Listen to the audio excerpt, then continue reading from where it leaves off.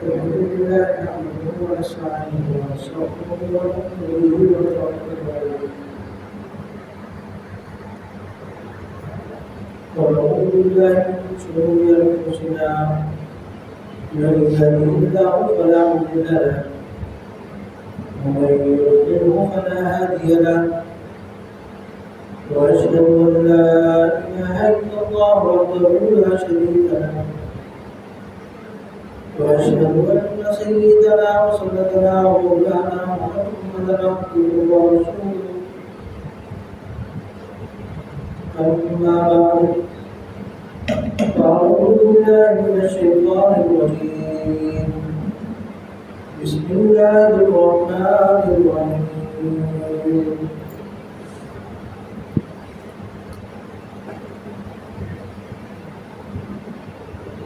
يا أيها الذين آمنوا اتقوا الله وكونوا مع الصادقين صدق الله العظيم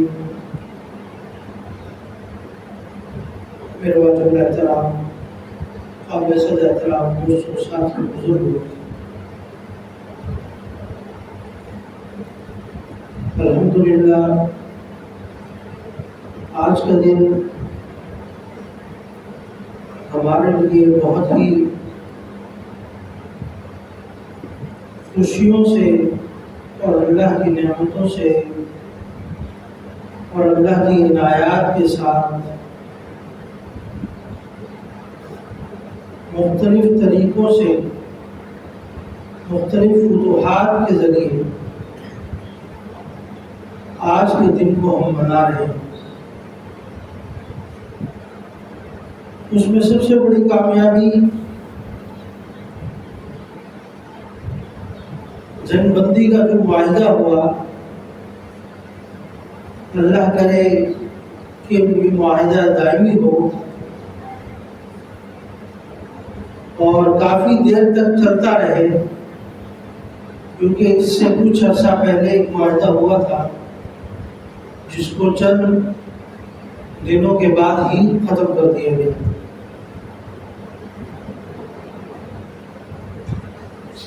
دوسری طرف ہمارے کچھ مسلمان ساتھی جن کو قید کر لیا تھا، جو کشتیوں کے ذریعے پہنچے تھے، غزہ کی سرزمین پر پہنچنے کی کوشش کر رہے تھے، ان میں سے اکثر لوگوں کی واپسی ہو گئی۔ یہ خوشی کا موقع ہے کہ جس مقصد کے لیے وہ گئے تھے، اللہ رب العزت نے اس مقصد میں کسی حد تک کامیابی دی اور کفر کو ایک واضح پیغام ملا کہ جس طرح حدیث میں آتا ہے المؤمن کجسد واحد، کہ مومن آپس میں ایک جسم کی مانند ہے، تو اس لشکر نے اور اسی طریقے سے آپس میں مسلمانوں کے باہمی رابطے کے ذریعے جو چیز سامنے آئی، اس کے بعد پھر کفر کو یہ فیصلہ کرنا پڑا۔ اللہ کرے یہ دائمی اور ہمیشہ کے لیے ہو، اور اس سے جو ریاست فلسطین ہے یہ ایک مرتبہ دوبارہ ابھرے اور ہمارا حصہ کسی نہ کسی طریقے سے اس میں شامل ہو جائے۔ اب تک جن لوگوں نے ان کے لیے دعائیں کی ہیں، جو کسی جلسے یا کسی اجتماع میں شریک ہوئے ہیں، کسی نے اپنے پیسے کے ذریعے ان کے ساتھ تعاون کیا ہے، چندے کے طور پر تعاون کیا ہے، یا جو کچھ اس کی دسترس میں تھا اس کے مطابق اس نے کیا، تو یہ سارے ان لوگوں میں سے ہیں جنہوں نے کوشش کی ہے کہ اللہ رب العزت ان پر سے اس عذاب کو ختم کر دے۔ تو آج اللہ رب العزت نے اس میں کامیابی عطا فرما دی۔ جس طرح حضرت موسیٰ علیہ السلام حضرت یوسف علیہ السلام کو خریدنے کے لیے لوگوں کی لمبی قطار لگی ہوئی تھی، اور وہ عام لوگ نہیں تھے جو اس قطار میں کھڑے تھے، بلکہ مالدار لوگ، کیونکہ قیمت جب لگائی گئی تھی تو سب سے خوبصورت شخص اور سب سے زیادہ قیمت، تو لینے والے لوگ بہت ہی زیادہ مالدار تھے۔ تو ان میں ایک غریب بڑھیا عورت بھی شامل ہو گئی اور اس قطار میں کھڑی ہو گئی۔ تو لوگوں نے ان سے پوچھا کہ یہاں تو بڑے بڑے بادشاہ اور بڑے بڑے رئیس اور مالدار لوگ کھڑے ہیں، وہ یوسف کو خریدنے کے لیے آئے ہیں، تم اس میں کیوں شامل ہو گئی؟ کیونکہ اس کی ظاہری حالت بتا رہی تھی کہ یہ نہیں خرید سکتی، بدن پر کپڑے بھی مکمل نہیں ہیں، جو کپڑا ہے وہ بھی کوئی قیمتی نہیں ہے، تو یہ کہاں سے خریدے گی؟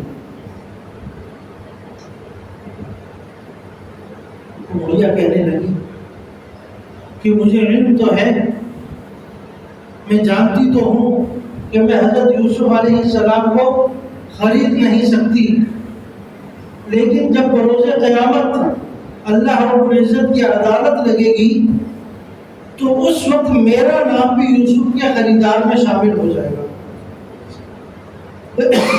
میں اس لیے آئی ہوں کہ یوسف علیہ السلام کے خریداروں میں میرا نام بھی شامل ہو۔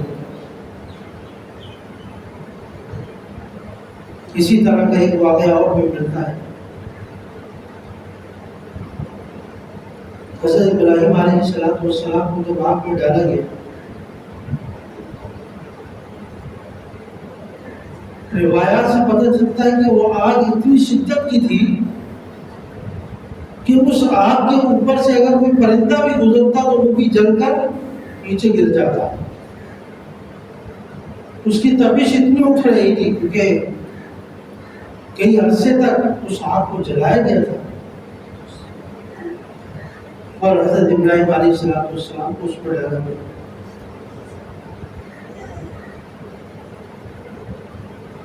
تو جب اس کے بجھانے کا وقت آیا تو ابابیل ایک چھوٹا سا پرندہ ہوتا ہے، تو اپنی چونچ میں پانی لے کر وہاں پہنچا اور اسے پانی ڈالا۔ تو اس سے بھی کسی نے پوچھا کہ یہ عمل تیرے سے اتنے سے 2 قطرے پانی سے کیا ہوگا اتنی بڑی آگ کا؟ تو اس نے بھی یہی جواب دیا کہ بروز قیامت جب پوچھا جائے گا تو آگ بجھانے والوں میں میرا نام آ جائے گا۔ تو ہم نے اپنا نام کسی نہ کسی طریقے سے اپنی وسعت کے مطابق لے کر آنا ہے، جتنی طاقت ہے اس کے بقدر کام کرنا ہے۔ اللہ رب العزت کی ذات ہم سے صرف یہی چاہتی ہے۔ میں سوشل میڈیا استعمال کرتا ہوں، میں پرنٹ میڈیا میں ہوں، الیکٹرانک میڈیا میں ہوں، میری آواز پہنچ سکتی ہے تو میں اپنی آواز پہنچاؤں گا۔ میری کوئی تحریر وہاں تک پہنچ سکتی ہے، میں اپنی تحریر کے ذریعے بات کروں۔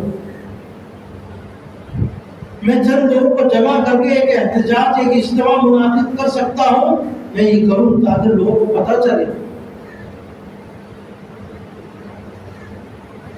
میرے پاس اتنی قوت ہے کہ میں چند لوگوں کو جمع کر کر ایک وافر مقدار میں چندہ جمع کر وہاں بھیج سکتا ہوں، جس سے کئی گھروں کی کفالت کا انتظام ہو جاتا ہے، جس پر بھی مجھے ثواب ہے۔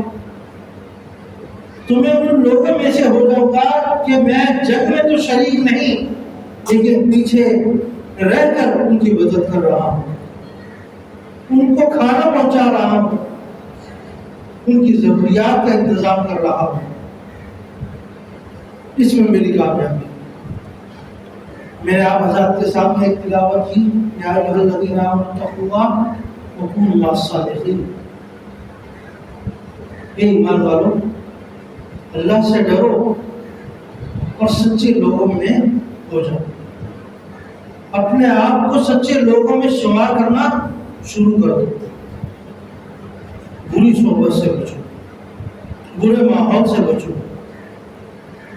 جہاں گناہوں پر دسترس نہ ہو ان جگہوں سے بچو۔ آپ گناہ میں مبتلا ہو سکتے ہیں، ان جگہوں میں نہ جاؤ۔ کیوں آج اگر اس مجلس کو اپناؤ گے، ایک دن گناہ نہیں کرتے، 2 دن نہیں کرتے، تیسرے دن وہی گناہ کرنے لگ جاؤ گے۔ ہم اپنے بچوں کو کیوں منع کرتے ہیں کہ فلاں جگہ نہ جاؤ، ویڈیو گیم میں نہ جاؤ، یا یہ جو اس طرح کی کھیل جگہ جگہ بنائے ہوئے ہیں وہاں پر نہ جاؤ۔ اس کھیل کھیلنے میں کوئی نقصان نہیں ہے، ویڈیو کھیلنے میں کوئی نقصان نہیں ہے، لیکن وہاں کا ماحول صحیح نہیں ہے۔ وہاں ہر طرح کا بچہ آیا ہوگا، اس میں کئی ایسے بچے بھی ہوں گے جو پان کھا رہے، سگریٹ پی رہے ہیں، اور اگر بہت زیادہ ماحول خراب ہے تو وہاں شراب بھی چل رہی ہوگی، اس طرح کی چیزیں بھی ہوگی۔ تو یہ ایک دن نہیں پیے گا، 2 دن نہیں پیے گا، تیسرے دن ہو سکتا ہے کوئی ڈوز دے دے، اس کو لینا شروع کر دے۔ اس طرح اس برائی کی لت اس کو پھر لگنا شروع ہو جائے گی، اور وہ آہستہ آہستہ اس برائی کا حصہ بن جائے گا۔ گریٹ آپریشن آپ نے نام سنا، جگہ جگہ یونیورسٹی میں بڑا آپریشن کیا جا رہا ہے، ٹھیک ہے، ہونا بھی چاہیے، دنیا میں ضرورت ہے، علاقے میں ضرورت ہے، لیکن اس کی جو اصل جڑ ہے اس کو پکڑنا چاہیے، اس کی طرف کوئی نہیں جاتا، کیونکہ اس کے پینے والے لوگ بڑی تعداد میں موجود ہیں۔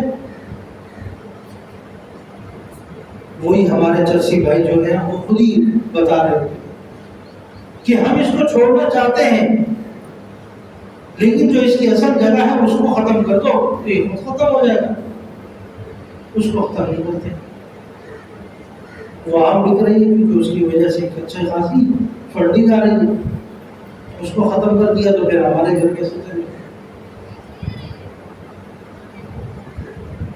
بہرحال کسی نہ کسی طریقے پر کام ہو رہا ہے، اللہ تعالیٰ کامیابی دے۔ تو میں عرض کر رہا تھا کہ بری صحبت سے کیا ہے، آدمی بری صحبت کا عادی ہو جاتا ہے، پھر ان گناہوں کو اپنا لیتا ہے۔ اللہ رب العزت نے بھی یہی فرمایا، یا ایھا الذین آمنوا اتقوا اللہ، کہ مجھ سے ڈرو، اور دوسرا کیا ہے، سچے لوگوں میں شامل ہو۔ سچے لوگوں میں شامل کس طریقے سے ہوگا، پھر اس کے اثرات کیسے ہوں گے، اس کی مثالیں اگر دیکھنی ہے تو صحابہ کرام رضوان اللہ تعالیٰ اجمعین کی ایک بڑی جماعت ہے ہمارے ساتھ، جنہوں نے سچوں کے ساتھ مل کر ایک سچی جماعت بنائی، اور ایک سچی جماعت نے پوری دنیا میں پہنچ کر دین کی دعوت دی۔ آپ علیہ السلام مکہ اور مدینہ اور صحابہ کرام کی ایک بڑی جماعت ان 2 شہروں میں تھی، لیکن آج آپ دیکھیں ان کی قبریں پاکستان میں بھی موجود ہے، دوسرے ممالک میں بھی موجود ہے، وہ سفر کر کے یہاں تک پہنچے، صرف کس لیے کہ آنے والے لوگوں تک اسلام پہنچ سکے، یہ قرآن پہنچ سکے۔ آج اگر ہم تک یہ قرآن پاک، ایک لا الہ الا اللہ، اور ہم اپنے آپ کو مسلمان کہتے ہیں، یہ سارا کا سارا صحابہ کرام کی صدقہ ہم تک پہنچا ہے، ان کی محنت ہے، ان سچے لوگوں کی محنت تھی جو سچائی کے ساتھ کام کرتی رہی، اور آج بھی 1400 سال گزرنے کے بعد بھی اس کے رضائے جا کے ساتھ پوری دنیا میں مسلمانوں کی ایک وافر مقدار ہے، وافر تعداد ہے۔ تو اپنے آپ کو سچے لوگوں کی صحبت میں ڈالنے کی کوشش کریں۔ ایک فائدہ یہ ہوگا کہ ایمانی اعتبار سے مضبوطی آئے گی۔ دوسرا سب سے بڑا فائدہ یہ ہوگا کہ آخرت میں جہاں ہمیشہ کے لیے جانا ہے وہ زندگی بن جائے گی۔ تیسرا فائدہ یہ ہوگا کہ آنے والی نسل آپ کی فرما بردار ہو جائے گی۔ چوتھا فائدہ یہ ہوگا کہ بڑھاپے میں پہنچ کر وہی نسل آپ کے لیے ایک سہارا بنے گی۔ یہ چند فوائد میں نے بڑے بڑے آپ کے سامنے رکھے ہیں، اگر ان کی اندر اترا جائے تو انگنت کئی فوائد ہیں جن کا شمار کرنا انگلیوں پر ممکن ہے، ایک مجلس کے اندر ممکن ہے۔ ہر بندہ ذرا سوچے اس چیز کو کہ اگر میں بدلتا ہوں میری وجہ سے میرے گھر کے کتنے افراد بدلتے ہیں، اور جب میرا ایک خاندان، میرا ایک گھر بدلے گا تو اس کی وجہ سے پھر کتنے اور گھر بدلیں گے، پھر یہ سلسلہ آگے چلتا ہے۔ 3-4 سال سے فلسطین میں جو آگ لگی ہوئی ہے، آج کل ڈیجیٹل دور ہونے کے باوجود وہاں کسی بچے کو، کسی عورت کو، کسی بڑے آدمی یا بوڑھے کو آپ نے دیکھا ہے کہ اس نے حماس کے مجاہدین کے خلاف کوئی بات کی ہو، یا یہ کہا ہو کہ ہمارے مجاہدین نے جو پالیسی اپنائی ہے جس میں ہمارے لاکھوں لوگ دنیا سے چلے گئے، یہ پالیسی ٹھیک نہیں، آج تک کوئی نہیں بولتا۔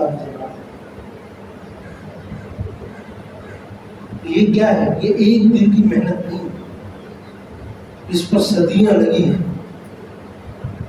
اور اس کا وجود بھی ہمارے وجود کے ساتھ ہے۔ جس وقت یہ پاکستان بنا اس وقت سے وہ لوگ چلے۔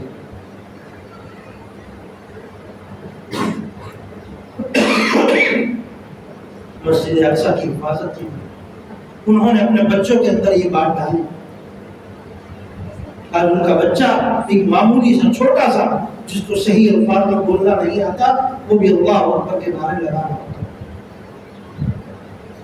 یہ تربیت ہوتی ہے، ایک نظام ہوتا ہے جس کے تحت چلایا جاتا ہے، اور پھر اسی کے اثرات پھر آخر تک نظر آتے ہیں۔ آج ہم بدقسمتی سے جو وقت گزرتا جا رہا ہے، ہم گناہوں کی طرف بڑھتے جاتے ہیں، کم نہیں ہو رہے۔ آج سے 10 سال پیچھے چلے جائیں، گناہ اس طریقے سے نہیں ہوتے تھے جیسے آج کل کرنا ہے، اور 20 سال پیچھے چلے جائیں اس طرح نہیں ہوتے تھے۔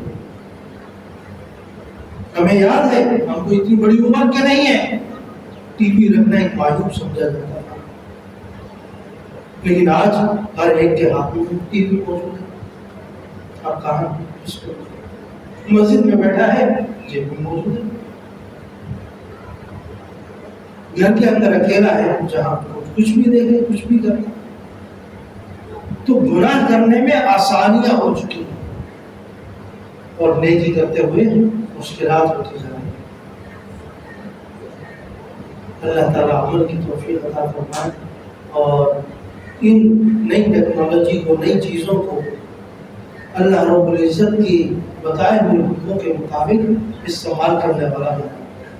ان سے گناہوں کی طرف نہیں بڑھنا، ان سے اپنی ضرورت کے مطابق فائدہ اٹھانا، اور اپنے مسلمان بھائیوں کے ساتھ اظہار یکجہتی اور ان کے ساتھ ہمہ وقت شریک ہونے والا بنائے۔ وہ مہاری نہ